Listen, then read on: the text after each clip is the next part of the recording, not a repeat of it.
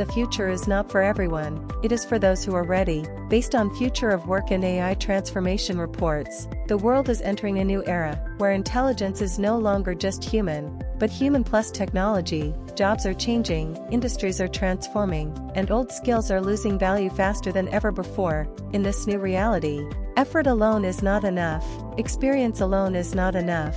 What matters now is adaptability, learning speed, and smart decision-making. Those who learn how to use new tools, especially AI and digital systems, will move ahead rapidly, while those who resist change will slowly fall behind without even realizing it. The future will not ask where you started, it will only show what you became, and becoming successful in this era is not about being the strongest, it is about being the most adaptable. So the question is not whether the world will change, the question is whether you will change with it. Because the future does not belong to everyone by default, it belongs to those who are ready for it. This is Future Capital. Be ready.